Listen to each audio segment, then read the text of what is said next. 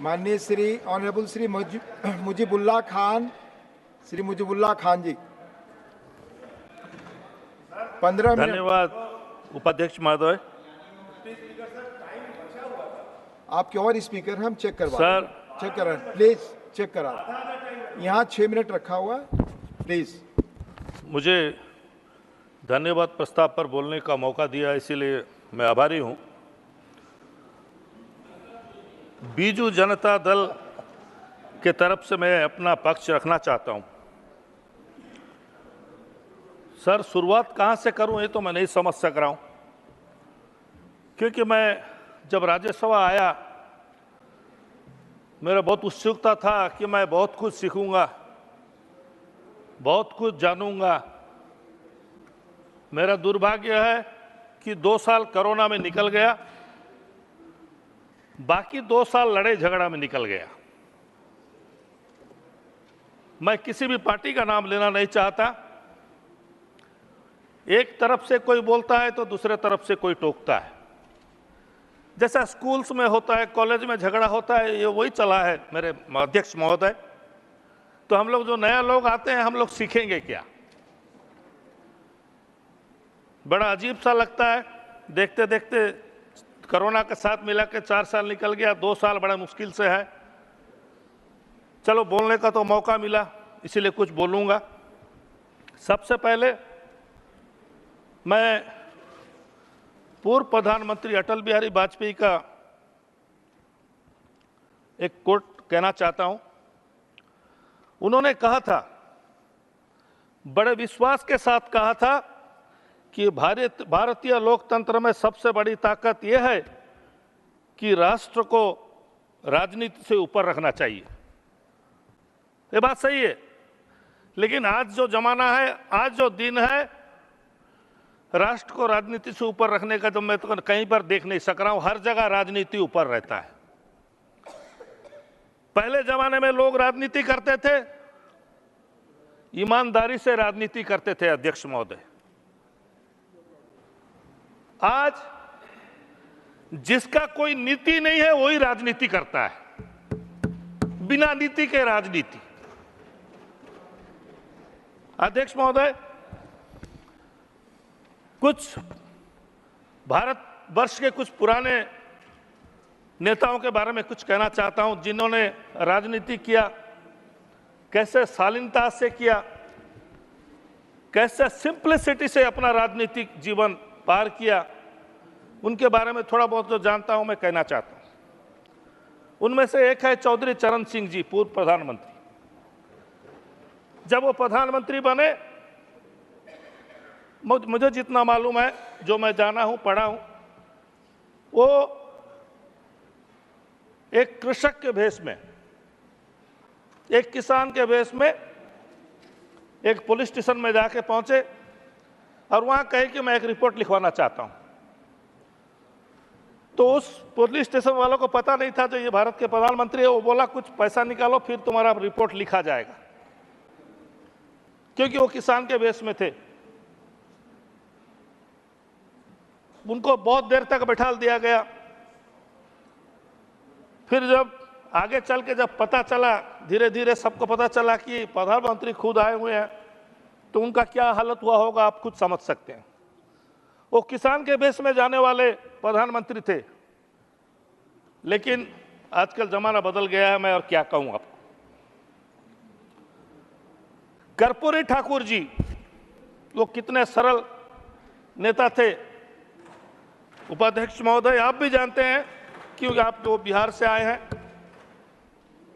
मैंने सुना है कि 70s में, 70 के दशक में एक उपचुनाव हो रहा था रोहतक एरिया में, हरियाणा एरिया में। तो एक युवा नेता को बोला गया कि कर्पूरी ठाकुर जी ये चुनाव के प्रचार में रहेंगे, आप उन्हें दिल्ली से जाके लेके आओ।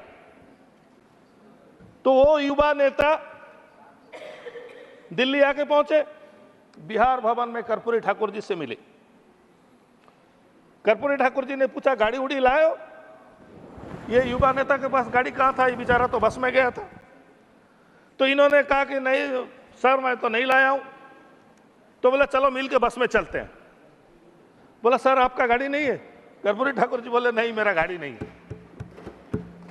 वो ex chief minister of Bihar बस में चढ़ गए। वो बस में उस दिन ज्यादा भीड़ थी अध्यक्ष महोदय। बस में खुंदा खुंदी ठेला पेला ऐसा हो रहा था बहुत जोर से, जिसको हम उड़िया में ठेला पेला बोलते हैं। एक दूसरे को धक्का मार रहे थे। तभी ये जो युवा नेता ने कहा कि मैं किसी को बोल देता हूं कि एक्स चीफ मिनिस्टर है, जगह मिल जाएगा। वो बोले नहीं नहीं नहीं, नहीं कोई जरूरत नहीं है, मैं खड़े होके जाऊंगा। दिल्ली से रोहतक तक 70 किलोमीटर वो खड़े होके गए। और आप जानते हैं अध्यक्ष महोदय, वहां जाने के बाद क्या हुआ? 3 दिन का प्रचार में गए थे। तो वो युवा नेता ने उनसे पूछा कि सर आपका बैग उग लाया नहीं हो, आपका कपड़ा तो मैला लग रहा है, एक दिन हो गया, आप क्या पहनेंगे कल? वो बोले आप टेंशन मत लो, मेरे पास है। उन्होंने अपना कुर्ता उतारा तो अंदर और एक कुर्ता था। 3 कुर्ता पहन के गए थे एक साथ। वो बोले 3 दिन में 3 कुर्ता अंदर ही बदला दूंगा। तो वो मैला वाला कुर्ता अंदर पहने, जो साफ वाला ऊपर रखे। तीसरे दिन भी वही किए। वो युवा नेता चकमका गए। आपको जानकर खुशी होगी कि वो जो युवा नेता आज एक राज्यसभा सदस्य हैं, अभी भी फ्लोर में ग्राउंड में हमारे साथ बैठे हैं, वो होते हैं झांगड़ा जी। आप ही थे ना युवा नेता? बस, तो रामचंद्र झांगड़ा जी वो युवा नेता थे जो कर्पूरी ठाकुर जी के साथ गए थे। तो एक नेता एक्स चीफ मिनिस्टर 3 बार ड्रेस पहन के गए थे, 3 ड्रेस एक साथ पहन के गए थे। और आज के नेता लोगों को देखो, सुबह 1 12 बजे, 1 2 बजे, एक शाम को एक ड्रेस चेंज होता है। वो भी चेंज होता है जैकेट के साथ। मैं किसी का नाम नहीं लेना चाहता। कुछ बोला आपने, नाम लिया, उनको बोलने दीजिए, कंटिन्यू करने दीजिए। थैंक यू, धन्यवाद, धन्यवाद। बहुत स्पीकर हैं, सबको समय मिले, प्लीज बोलने दीजिए, प्लीज। 46 से अधिक स्पीकर हैं, काइंडली। तो अध्यक्ष महोदय, दूसरे नेता हैं हमारे उड़ीसा के नवकृष्ण चौधरी, जो चीफ मिनिस्टर थे। जैसे कर्पूरी ठाकुर जी सिंपल थे, वो भी बहुत सिंपल थे। नवकृष्ण चौधरी जी का परिवार, उनके बड़े भाई जो थे गोपबंधु चौधरी, उनकी जो पत्नी थी रमा देवी, मां रमा देवी के नाम से सब जानते हैं, वो महात्मा गांधी जी के साथ स्वाधीनता आंदोलन में जोगनी थी। नवकृष्ण चौधरी जी के जो पत्नी थी मालती चौधरी जी, वो संविधान सभा की एक सदस्य थी। उनका बेटा गोपबंधु चौधरी जी का बेटा मनमोहन चौधरी, जो 7 साल की उम्र में स्वाधीनता आंदोलन में योगदान करके जेल गए थे। काफी दिन तक वो जेल में थे, इसीलिए उन लोग वो बचपन से पढ़ाई नहीं कर सके, स्कूल का पढ़ाई नहीं कर सके उनका बेटा। लेकिन भविष्य में वो एक बहुत बड़े रिसर्च इन पदार्थ विज्ञान में वो रिसर्च करे, बिना पढ़ाई के, बिना स्कूल जाके। ये पूरा परिवार बहुत सिंपल सिटी में जीते थे। मैंने सुना है एक बार मुख्यमंत्री नवकृष्ण चौधरी जी ने, उनका पूर्ण बहुमत था विधानसभा में, उनका पूर्ण बहुमत था, लेकिन 2 सदस्य का मत भिन्न था। बहुमत था उनका, लेकिन 2 सदस्य का मत भिन्न था। माने वो नवकृष्ण चौधरी जी को कुछ चीज के लिए अपोज कर रहे थे। वो बोले अगर एक भी सदस्य मेरे को अपोज करेगा तो मैं मुख्यमंत्री नहीं रहूंगा। और उन्होंने मुख्यमंत्री पद से इस्तीफा दे के एक लोकल बस में बैठ के, अनुगुल एक जगह है, एक जिला है हमारे उड़ीसा में, वहां बाजी राउत जो स्वाधीनता सेनानी थे, सबसे कम उम्र के, बाजीराव के बारे में शायद बहुत से लोग जानते हैं, जो अंग्रेजों को नैया पार कराने के लिए राजी नहीं हुए, इसीलिए कम उम्र में उनको शहीद होना पड़ा था। वो बाजीराव जी के नाम में एक आश्रम है, उस आश्रम में जाके वो अपना बच्चे लोगों को पढ़ाने का काम किए। चीफ मिनिस्टर पोस्ट छोड़ के, चीफ मिनिस्टर पोस्ट छोड़े थे। जमाना बहुत बदल गया है अध्यक्ष महोदय। तब उनका बहुमत था, लेकिन वो मुख्यमंत्री पद छोड़ दिया। आजकल जमाना ऐसा हो गया है, बहुमत रहे ना रहे, वो पद छोड़ने के लिए कोई राजी नहीं। हर जगह ऐसा होता है अध्यक्ष महोदय। मैं किसी एक पार्टी के बारे में कहना नहीं चाहता। अगर बहुमत नहीं है तो जुगाड़ में लग जाते हैं, इसको तोड़ो, उसको फोड़ो, इसको भागो, उसको दौड़ाओ। बड़ा अजीब सा लगता है, ये देख देख के अजीब सा लगता है अध्यक्ष महोदय कि आज सोचिए, आप एक विपक्ष का नेता खड़े होकर भाषण दिया, सरकार के विरोध में बोला,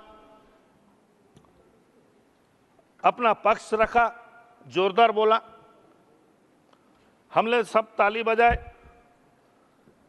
जब हम बाहर निकल के जाते हैं, मीडिया के सामने वो नेता बोलता है मैं इस्तीफा दे दिया हूं। अरे भाई, आप तो अभी थोड़ा देर पहले बोल रहे थे, सत्ता पक्ष के विरोध में बोल रहे थे, अभी इस्तीफा क्यों दिए? पता नहीं इसी के अंदर क्या सेटिंग हो गया, वो इस्तीफा दे दिए।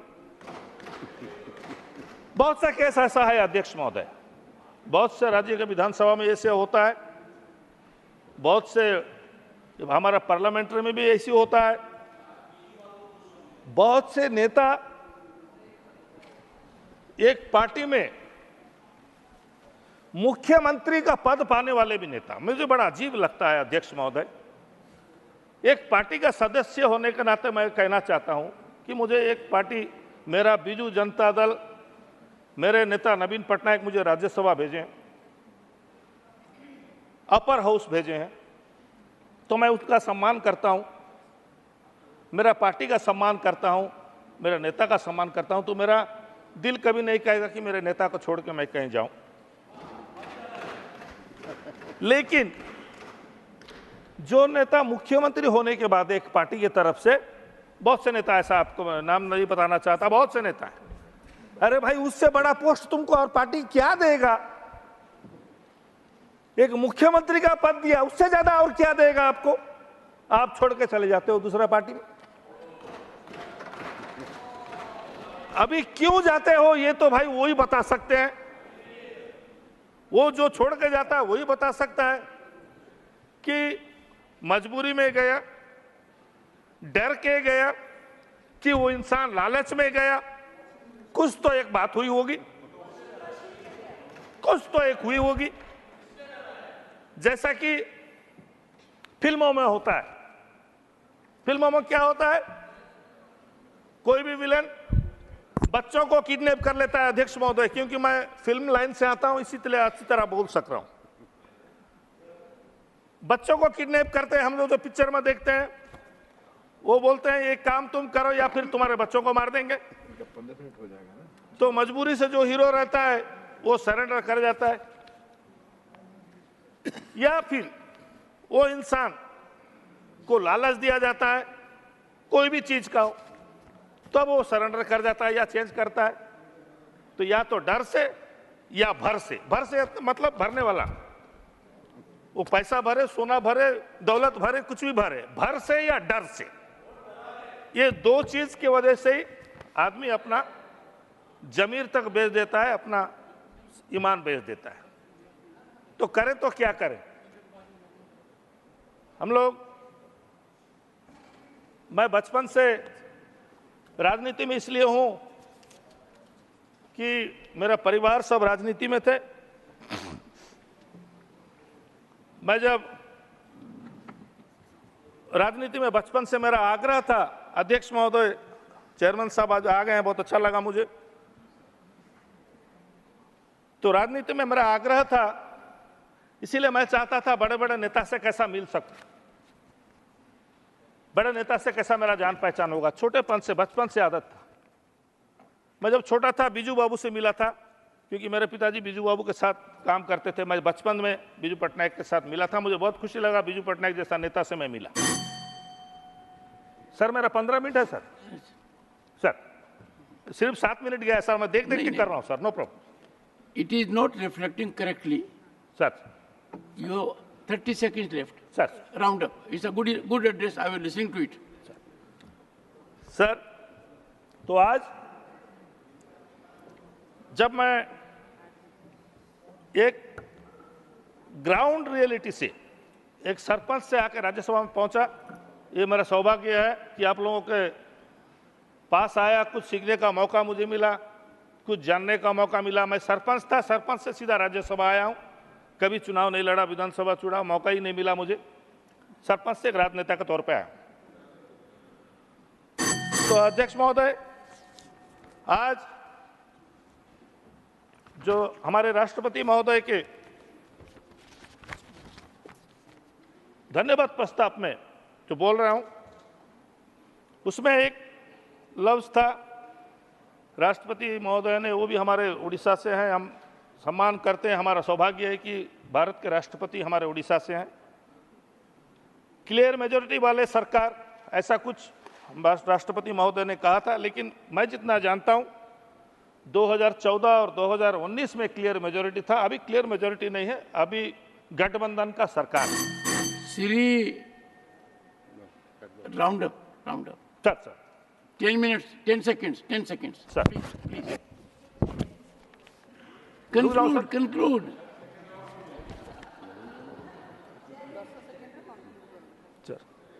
सर 15 मिनट और है सर। Sir, सर ठीक। don't look at that. At the आदिवासियों moment, के it लिए, has to be corrected. आदिवासियों के लिए हमारे जो राष्ट्रपति जी ने अभिभाषण दिया था, लेकिन हमारे उड़ीसा में 162 ऐसे कम्युनिटीज हैं जिनको कि आदिवासियों में शामिल करना जरूरी है। उन लोग आदिवासी का जो बेनिफिट होता है उसको उन लोग प्राप्त करेंगे। और टोटल बजट सत्र में, टोटल बजट जो राष्ट्रपति महोदय का था, उसमें कहीं पर भी कोई जगह में भी माइनॉरिटी का Sri जिक्र नहीं था। A.D. Singh. तो उसका Please. मतलब Sri A.D. Singh. माइनॉरिटीज के बारे में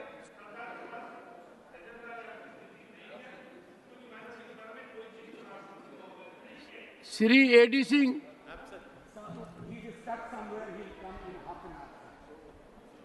Sir. One second. Professor Manoj Jha, for attendance in the house, for presence in the house at 1 p.m., this can hardly be a premise. Not present, Sri Ravi Chandra Vadiraju. Sir, You are not concluding. सभापति महोदय जी, 1 second, Vadiraju ji. एक ही चीज कहना चाहूंगा कि मेरे नेता नवीन पटनायक जी ने स्पेशल कैटेगरी स्टेट के लिए जो बहुत दिन से हम लोग उड़ीसा की तरफ से उठा रहे हैं, मैं उम्मीद करता हूं कि केंद्र सरकार उसमें ध्यान देंगे। और सबसे बड़ी बात जो ये है, अहिंसा जो शब्द है, जो महात्मा गांधी जी का शब्द है अहिंसा, उसको हमारे संविधान में, परम्बल में शामिल करने के लिए बहुत दिन से हमारा डिमांड है। इसीलिए मैं अनुरोध करूंगा कि अहिंसा शब्द को परम्बल में शामिल किया जाए। बहुत बहुत शुक्रिया, धन्यवाद सर।